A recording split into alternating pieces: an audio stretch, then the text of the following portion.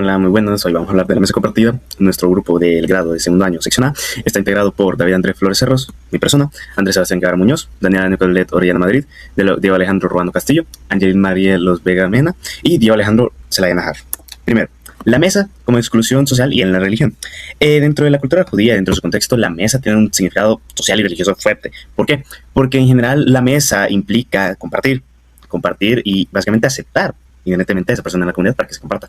Por eso los mismos fariseos evitaban comer con, por ejemplo, publicanos, pecadores, prostitutas, etcétera, personas consideradas impuras. ¿Por qué? Porque no querían contaminarse espiritualmente. En sí, y sobre todo los publicanos eran rechazados por el tema de ser trabajadores para Roma y por los abusos económicos, pues sí, de la recolecta de los impuestos.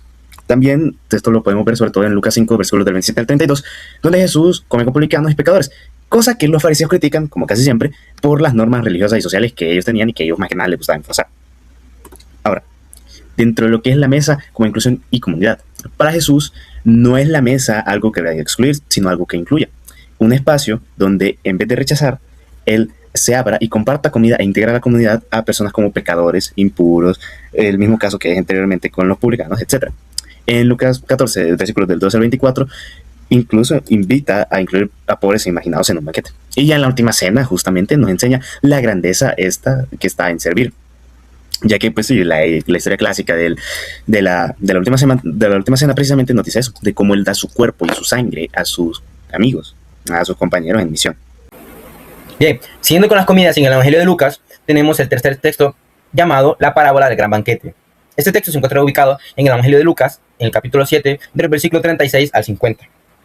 En esta parábola contada por Jesús se nos narra la historia de un hombre muy importante que organiza un gran banquete. Este hombre decide invitar a personas que él también considera muy importantes y personas de su círculo. Estas personas deciden rechazar la invitación poniéndose primero a ellos y poniendo múltiples excusas. Al ver esto, el hombre pues decide invitar a personas enfermas, lisiados, es decir, cualquier tipo de persona marginada, para así llenar la mesa. En lo cultural, tenemos que los banquetes eran ocasiones para fortalecer los lazos con personas de tu mismo grupo social o fortalecer los lazos con personas que te podían servir de algo, es decir, para beneficio propio al final. Por esta razón, los marginados, al ser justamente marginados, quedaban excluidos de todo este tipo de celebraciones. Ahora, ¿por qué Jesús contó esta parábola? La enseñanza y propuesta que quiso transmitir Jesús al contar esta parábola es que el banquete es como el reino de Dios, donde el privilegio social no importa tanto, bueno, de hecho no importa, sino que importa más la disponibilidad que uno tenga para aceptar entrar a este banquete. Otra idea muy importante también que se menciona en el libro de Rafael Aguirre es que es el hecho de que quienes eran considerados indignos ahora ocupan un lugar privilegiado en el reino de Dios. Entonces esto cambia la forma de ver las cosas, porque el banquete ahora es disponibilidad y no privilegio social. Ahora el cuarto texto, que se llama Jesús en casa de Zaqueo, es ubicado en el Evangelio de Lucas, en el capítulo 19, del versículo del 1 al 10. En este texto, Zaqueo, quien era un conocido ladrón, un jefe de publicanos y un hombre muy rico, se desea ver a Jesús y se sube a un árbol para llamar la atención de este. Por esto mismo Jesús lo llama, decide hospedarse en su casa, compartir con él la mesa y convivir con él. Después del encuentro, Zaqueo decide cambiar, ayudar a los pobres y devolver lo robado. En lo cultural, Zaqueo, al ser un hombre muy rico y que colaboraba con el poder romano, además de ser jefe de publicanos, pues era muy mal visto, sobre todo por la comunidad judía. Hospedarse o tan siquiera entrar en su casa era visto como una falta y era visto como una bajón de impureza, podríamos decir, bajón de pureza. ¿Qué hizo Jesús con esto? Jesús entró en la casa, se hospedó en la casa, convivió con el Zaqueo y prácticamente lo convirtió, lo hizo una nueva persona, porque él prometió volverlo robado y cambiar su vida. Esto, ¿qué quiso demostrar Jesús con eso? ¿Cuál fue su propuesta? Propuso que incluso los rechazados pueden entrar al reino de los cielos. Bueno, no incluso, sobre todo los rechazados pueden lograr la salvación y entrar al reino de los cielos, convirtiendo la mesa nuevamente en un símbolo de reconciliación y unión. Otra idea importante de destacar que menciona Rafael Aguirre en el libro es que en este texto la mesa compartida tiene un sentido profundamente transformador que termina convirtiendo esto en una experiencia de salvación. Buenas tardes, mi nombre es Andrés Sebastián Guevara Muñoz. Yo le hablaré sobre 4 citas que reconocen la mesa como un símbolo importante. Primero es el texto de Lucas 5, 27 al 32, conocido como Jesús come con pecadores. Básicamente lo que pasa en este texto es que Jesús llama a Leví, un cobrador de impuestos, que luego participa de una comida con publicanos y pecadores. Lo que hizo esto fue causar un revuelo gigante entre los fariseos, ya que en la sociedad judía del siglo I compartir la mesa significaba aceptar y reconocer a una persona como parte de un grupo, de una familia, de simplemente algo importante para mucha gente. Los publicanos eran despreciados, ya que trabajaban con Roma, ya que Roma en esos tiempos era considerado como el imperio, bueno, era el imperio más grande del mundo, y por eso se le reconocía como algo malo, porque estaba lleno de gente pecadora. Y eran considerados corruptos e impuros. Por eso varios líderes religiosos criticaron duramente a Jesús por comer con ellos. Sin embargo, Jesús responde diciendo que él viene a buscar a los pecadores y no solamente a los justos. Con esto, Jesús rompe cualquier estigma social establecido y logra aceptar a mucha gente que realmente no era aceptada por ser considerada impura, por tener alguna enfermedad, por practicar una religión o por algún trabajo.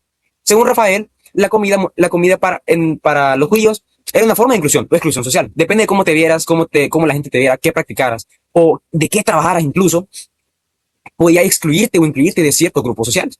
La propuesta evangélica que es clara, de que pues el reino de Dios debe ser abierto para cualquier tipo de gente, no importa qué seas, qué hayas hecho, no importa qué religión practiques, especialmente es aceptado por los grupos que son marginados, como los enfermos, gente con discapacidad, etc. Jesús propone una comunidad basada en la misericordia, el perdón y la dignidad humana, en lugar de una discriminación religiosa. En el segundo pasaje, Lucas 7, 36 a 50, conocido también como la mujer pecadora, Jesús estaba comiendo en la casa de un fariseo llamado Simón, cuando de la nada entra una mujer considerada pecadora. Ella llora sobre los pies de Jesús y le unge con perfume y lo seca con su cabello. En la cultura de la época, esto era escandaloso, porque la mujer tenía un papel limitado y una mujer pecadora era vista como alguien sin honor y dignidad. Además, las normas religiosas podían prohibir relacionarse con gente que era considerada impura, como acabo de decir recientemente. No se establece bien por qué esta mujer era considerada impura, pero según los rumores, se dice que la mujer era una prostituta. El fariseo piensa que Jesús no debería permitir este contacto, pero Jesús defiende a la mujer y dice que sus pecados son perdonados porque esta mujer ya ha amado mucho. Aguirre explica que los banquetes reflejaban las jerarquías sociales del mundo antiguo.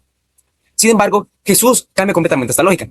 La propuesta evangélica consiste en poner la misericordia y el amor por encima de cualquier apariencia religiosa. Jesús devuelve la dignidad de la mujer y demuestra que el reino de Dios incluye a quienes eran rechazados por la sociedad. Pasamos al tercer pasaje, que será Lucas 14, del 12 a 24, conocido como el gran banquete. En este texto, Jesús enseña durante una comida en la casa de un fariseo, que dice que cuando alguien haga un banquete, y no debe invitar solo a amigos, o a personas importantes, sino también a pobres, a cojos, a ciegos, a marginados, a enfermos, a quien sea. Después cuenta la parábola del gran banquete, que en resumen, donde los invitados importantes rechazaban la invitación de un anfitrión, y en desesperación, este anfitrión llama al pueblo a comer. En la sociedad del siglo I, los banquetes eran símbolos de prestigio y poder. Normalmente se invitaba a personas que pudieran devolver el favor para mantener relaciones de honor y posición social. Según Aguirre, Jesús rompe con esta lógica social. Él propone una nueva forma de convivencia basada en la gratitud y la solidaridad. La propuesta evangélica enseña que el reino de Dios no funciona por intereses ni privilegios, sino por inclusión y servicio. Jesús pone al centro a las personas de la sociedad rechazada y pone hasta el fondo las personas que en realidad ya lo tienen todo. Y nuestro último pasaje sería Lucas 22, del 14 al 30, conocido como la última cena. Básicamente la última cena de Jesús con sus discípulos antes de su muerte. Durante la comida, Jesús comparte el pan y el vino y enseña que el más importante debe servir a los demás. En la cultura antigua, las comidas seguían una jerarquía muy marcada. Los lugares de la mesa indicaban el prestigio y el poder. Incluso los discípulos discutían sobre quién era el más importante entre los dos. Pero Jesús cambia totalmente, sigue diciendo, yo estoy entre ustedes como el que sirve. Aguirre explica que en la mesa, en las primeras comunidades cristianas, representaba la fraternidad y la comunión. La propuesta evangélica de ese texto es que la verdadera autoridad no consiste en dominar, sino en servir. Jesús transforma la mesa en un símbolo de unidad, igualdad y entrega. Como último punto que agregar, la última mesa representa el modelo de la comunidad que Jesús quiere construir. Una comunidad donde todos comparten, se ayudan mutuamente y vivan como hermanos. Muchas gracias. Ahora, con respecto a las conclusiones de cada apartado, principalmente del apartado 3, concluimos que la mesa tiene ese contexto y tiene todas las características gracias a los distintos grupos que, por ejemplo, el texto destaca tanto los fariseos como la secta de Qumran, que estos dos fueron principalmente los más extremos en el sentido de cómo querían esa pureza. Y también como precisamente Jesús más o menos ve e incluso intenta cambiar eso a partir de diferentes acciones. Entre ello, conocer y reconocer la dignidad y tal cual todo lo que hace el individuo en comunidad, hacer que el individuo se quede entre la comunidad.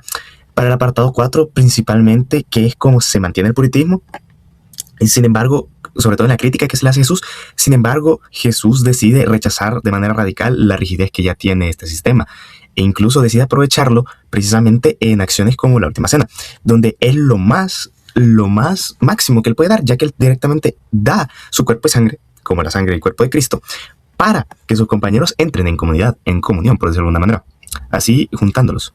Y para el apartado 5, realmente ahí vemos cómo sigue rechazando totalmente lo hermético, que es característico precisamente de grupos como los fariseos, ya mencionado anteriormente, y que además de eso reflexiona y comparte mesa con iguales, hasta incluso destruyendo, bueno, no destruyendo, sino que más bien demoviendo conceptos como el honor, así reivindicando en general todo lo que es la mesa y convirtiendo la mesa en finalmente lo que sería la mesa compartida.